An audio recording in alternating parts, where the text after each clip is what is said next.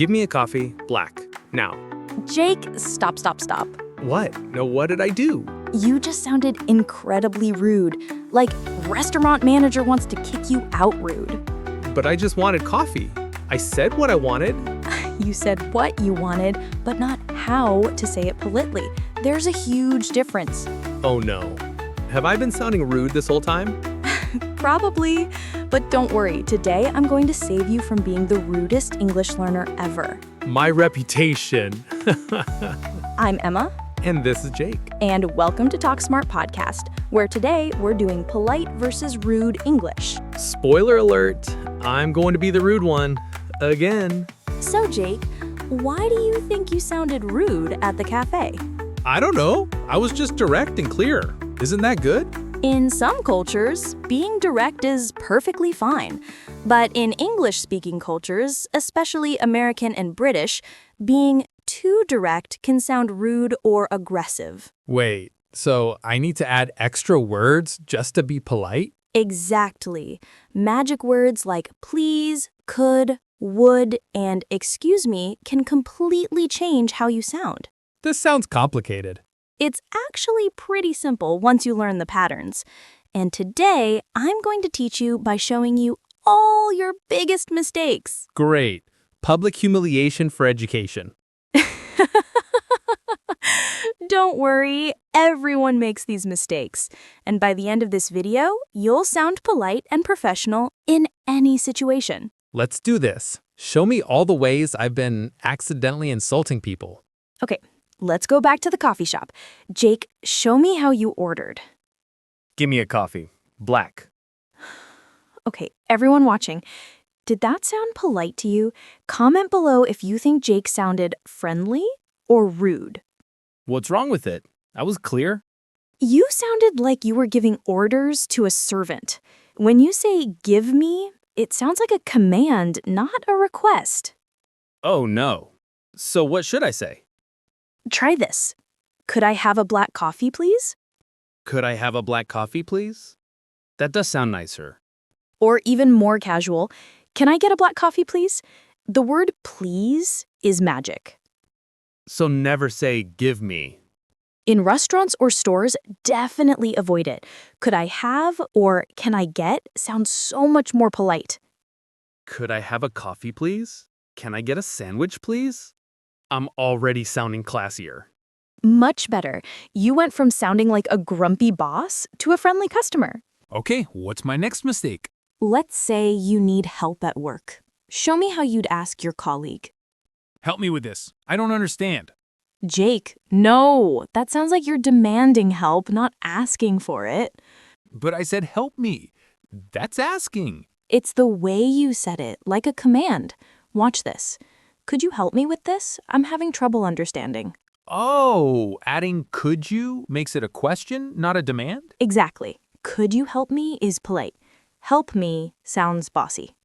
What about can you help me? That works too. Both could you and can you are polite. Could is slightly more formal. Could you help me with this project? I'm a bit confused. That sounds so much friendlier. Perfect. And notice you also said I'm a bit confused instead of I don't understand. That sounds less harsh too. There are so many layers to politeness. It's like a whole secret code. Situation 3 is super important. Saying no politely. Jake, imagine I invite you to a party. How would you decline? No, I'm busy. Jake, you just crushed my soul. But I am busy. What else should I say? In English, we rarely say just no to invitations. That sounds cold and unfriendly. Try this. Thanks for inviting me, but I can't make it. I have other plans. Oh, so I need to say thank you first? Yes, start with something positive, then give your reason. It softens the rejection. What if I just don't want to go? Like, I want to stay home and watch Netflix. You can say, I really appreciate the invitation, but I won't be able to come this time. Maybe next time. Maybe next time? Even if I don't mean it? It's a polite way to leave the door open. You're showing you value the friendship, even though you can't attend. Thanks so much for inviting me, but I can't make it this weekend. Maybe next time. Wow, that sounds so much nicer than just, no, I'm busy. Right? Politeness is about making the other person feel good, even when you're saying no. What's situation 4? This one's tricky. Disagreeing politely. Jake, I'm gonna say something and you disagree with me. Ready? I think pineapple belongs on pizza. That's wrong. You're wrong. Pineapple on pizza is terrible. Okay, everyone, pause. Comment below if you think Jake was too harsh. Pause. But Emma, you are wrong. Pineapple doesn't belong on pizza. You might be right, but the way you said it was rude. You basically called me wrong and stupid. Oh no, what should I say? Try this. I see what you mean, but I respectfully disagree. I'm not a fan of pineapple on pizza. I see what you mean, even though I think you're crazy? Yes, you're acknowledging their opinion before sharing yours. It's respectful. What are other polite ways to disagree? You can say, I understand your point, but I have a different opinion.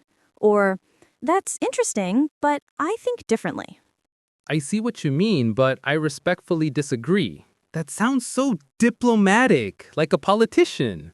Exactly. You can disagree without being disagreeable. What's situation 5? This is a big one. Interrupting someone politely. Jake, pretend I'm talking and you need to interrupt. So, yesterday I went to the store and I saw this really interesting... Stop, I have a question. Stop. You just cut me off like I wasn't even speaking. Sorry, but I had a question. How else do I interrupt? First, you need to signal that you're interrupting. Say, sorry to interrupt, but I have a quick question. Oh, so I acknowledge that I'm interrupting. Exactly. Other polite ways are, excuse me, can I jump in quickly? Or, sorry, may I add something? Practicing? Sorry to interrupt, but could I ask something? That's so much better than just stop. Right. Stop sounds aggressive. You're not a police officer. What if it's urgent, like someone's about to walk into traffic? Then you can definitely just yell stop. Politeness has exceptions for emergencies. Good to know. So, sorry to interrupt for normal situations. Stop for life or death situations. Perfect summary. Situation 6. What do you say when you don't understand someone? What? Say that again. Jake, you sound so impatient. Like you're annoyed with them. But I just didn't hear them. What's wrong with say that again? Say that again sounds like a command. It's not a polite request. Try, sorry, could you repeat that, please? Oh, adding sorry and please makes it polite? Absolutely. You can also say, I'm sorry, I didn't catch that. Could you say it again?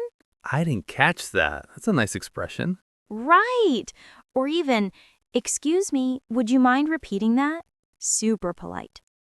Practicing. Sorry, could you repeat that? I didn't quite catch it. That sounds so friendly. Much better. You went from sounding annoyed to sounding genuinely interested. This is making me realize I've probably offended so many people. Don't worry. Most people understand that English learners are still learning politeness rules. But now you know better. Last situation? Yes, getting someone's attention properly. Jake, get my attention. Hey, you! Jake, I'm not a dog. You don't just yell, hey you. Okay, that one I knew was wrong even as I said it. What should I say? Start with excuse me. That's the magic phrase. Excuse me, do you have a moment? Excuse me. Works in lots of situations, right? Yes. Excuse me when you need attention. Excuse me when you bump into someone. Excuse me when you need to pass by someone. Excuse me, could I ask you something? So much better than hey you. Exactly. And if you know their name, excuse me, Sarah, do you have a minute? I feel like I've been the rudest person alive this whole time.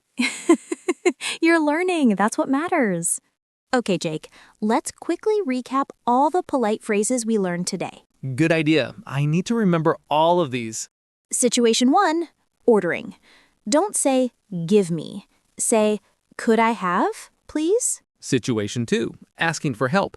Don't say, help me. Say, could you help me, please? Situation 3, declining. Don't just say no. Say, thanks for inviting me, but I can't make it. Situation 4, disagreeing. Don't say, you're wrong. Say, I see your point, but I respectfully disagree. Situation 5, interrupting.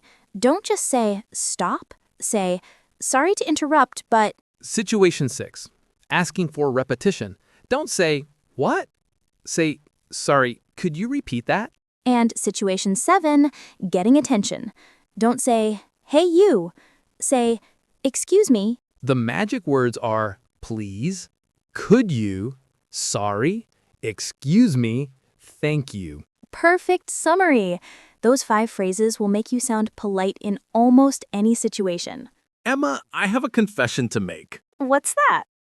I'm gonna try really hard to be less rude from now on. That's all we can ask. Remember, everyone, learning polite English is just as important as learning grammar and vocabulary. Yeah, you could have perfect grammar but still sound rude if you don't use polite phrases. Exactly. And here's the thing.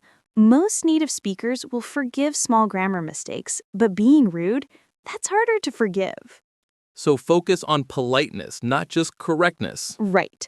Now we want to hear from you. Which of these situations surprised you the most?